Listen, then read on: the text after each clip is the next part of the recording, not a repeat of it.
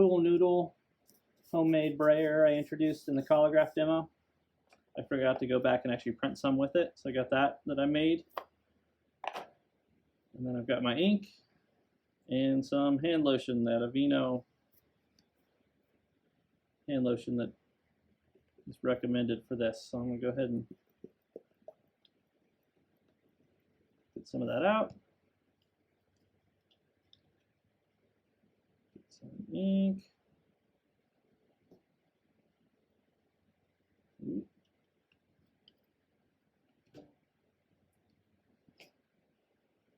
So the ink's a little separated. I'm going to go ahead and mix that up, the liquid that came out first. Reminds me of when you go to pour mustard out of a mustard jar and you get that kind of clear mustardy flavored transparent mustard. And so if I had to guess the proportions here, I would say it was probably about 30% or 25% lotion to 70% ink. So I should still have a pretty opaque pigment amount there, but enough hand lotion to keep it from drying real quick. And then I'll go ahead and print one with each style of registration, and then I'll put you guys on the sped up filming so that you don't have to watch me print the other three. That's in real speed.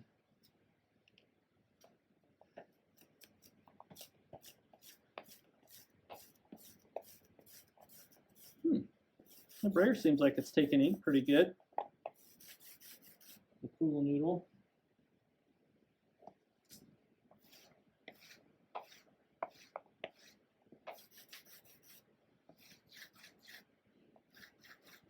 Like I mentioned last time, you kind of want to make sure you either use the brayer from different angles or I'll sort of spin the block.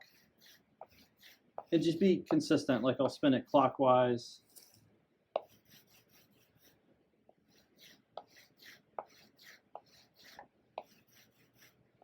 And I'll try to make a full sort of revolution. So I'm kind of back where I began. All right, so with the registration jig, which is kind of based off of, in Japan, what they would do is they would actually have a block the size of the paper, but then they would cut away all the information for the borders, all the wood from the borders really deep, and then leave a little corner raised and then one edge, and it's called Kento registration. And so this is sort of a roughneck version of that, I guess. So I'm going to line up my paper against the top edge, in the corner right here where my pointy finger is, and then just bring paper down along that pencil mark on the left. So it's not actually touching the block yet, it's raised above because I'm holding it up with my right hand there. I'm going to go ahead and push it down against the block with my hands just to get a little bit of contact with the ink, and that should hold it, kind of stick it down in place. And then circular motions or directional motions. So the nice thing about linoleum is that it is kind of a synthetic product, so it's not really absorbent as far as ink goes.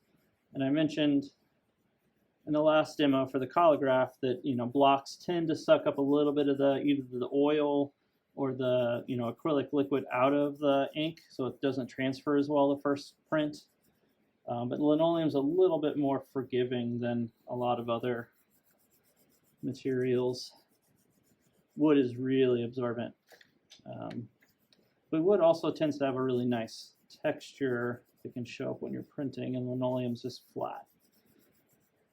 So it just becomes a matter of preference. I think for some artists, they prefer the linoleum. Other artists prefer the wood because they like the wood grain, the mystique of the material.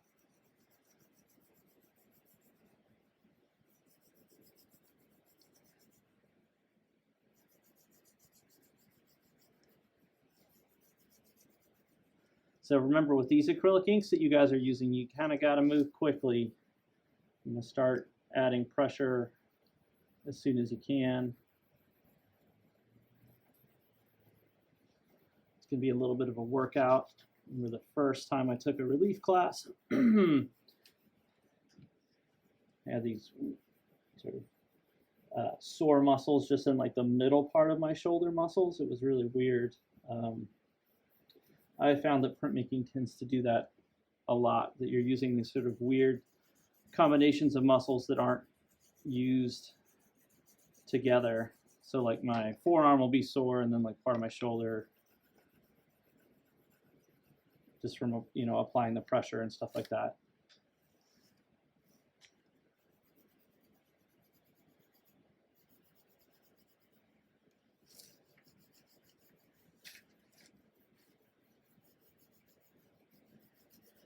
I think I've got pretty good bleed through. You know, I can see the image really well through the paper.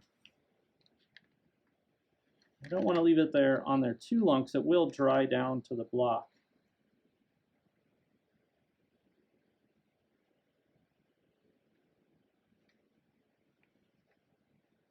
It's not bad, if I do say so myself. It's maybe a little salty. Like I mentioned last time, a little bit of salt is normal. And also sometimes it's, you know, it's preferred. I personally would like all of it to be about as black as this edge is, and that's maybe just a little bit saltier than I like it. So I'm going to add a little bit more ink to my slab, get a little bit more ink on my brayer, ink it up and print another one, and I'll use the other registration method without the jig. It does seem like the hand lotion is not drying as quickly as that retarder solution that I added that's made by the company that makes the inks. So I think I would recommend the lotion over the drying retarder that they sell.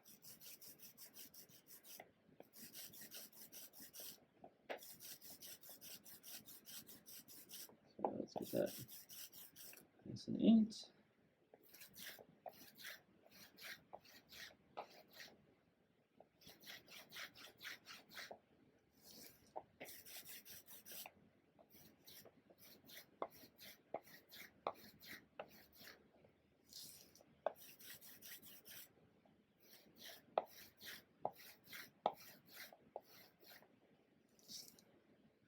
So I'm going to show you the flipping technique for paper placement. I had never seen this until grad school. My professor didn't ever show this to us, either because she just didn't do it herself or just didn't think it was necessary. I'm not sure, or she assumed we knew it already. But there was a girl I went to grad school with that used this technique. It worked really well for her. I was watching a video of MC Escher, who's a pretty well-known artist and printmaker, and he actually used this technique as well, which I was shocked to find out. So I have my paper that I've marked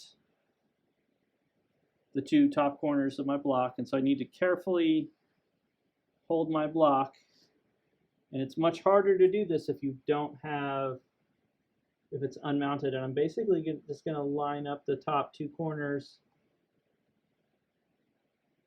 of my block to the two corners that I drew. Then I'm going to push the block down against that, and then I'm going to carefully slide this off the edge of the table and put my hand underneath it, which you guys maybe can't see. So now I'm holding it, one hand on top of the block, the other hand underneath it, so that I can then flip it. And that's why it's called the sort of flipping technique. And you can see that just by pushing down on the block, I already got a pretty good adhesion of ink to paper. And then like I just am rubbing it a little bit more, and then I can switch to the spoon and get lots of pressure on there.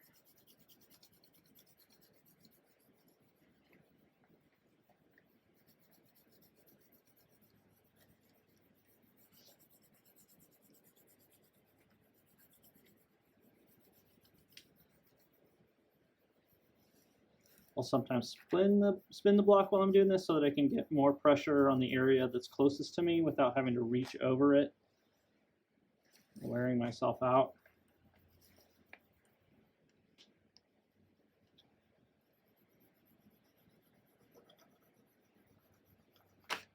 Oops. Don't want to go off the block like that if I can help it. Sometimes you'll tear your paper. I'm lucky that I didn't that time. Or you'll get a skittering mark, like a double line.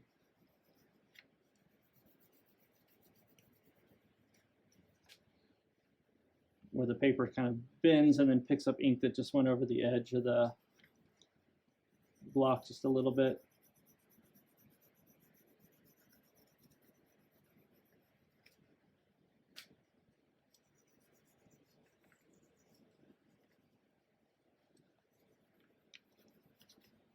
This is looking much darker so far through the paper. So hopefully that's a good sign. Oh yeah, that's black.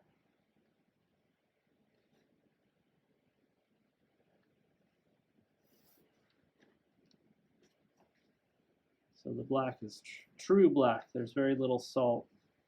But you can see where I went off with the spoon when I was spooning the back of it and got that little kind of double kiss. If the ink dries, I can sometimes, once the ink dries, I can kind of scrape it off a little bit with real gently with the flat side, not the sharp side of an X-Acto knife, but the back side of it. You can sometimes just kind of scrape it a little bit, and then you just hit it real lightly with an eraser, and you remove some of that. Generally, it's not going to impact your grade too much, especially if you keep the rest of the borders really clean, and that's your only issue, then it's not going to be that big. So I'm going to go ahead and switch you guys over to time-lapse, and I'll print the rest of my prints.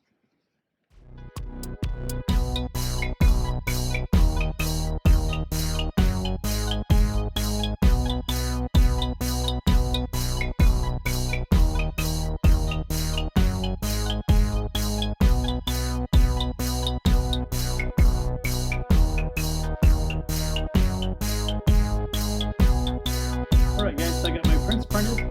I want to clean up my mess now, and like with the Collagraph print, I want a bottle of water. As this ink can tell, it's completely dry. It's water soluble. You can see it's already starting to dissolve. I'm just going to spray a little bit of water on everything. I can reuse this wax paper, so I'm going to leave that there. And then I can use a sponge, or paper towels to clean it up. So yeah, I'm going to switch you guys over to time lapse. I'm going to clean this all up.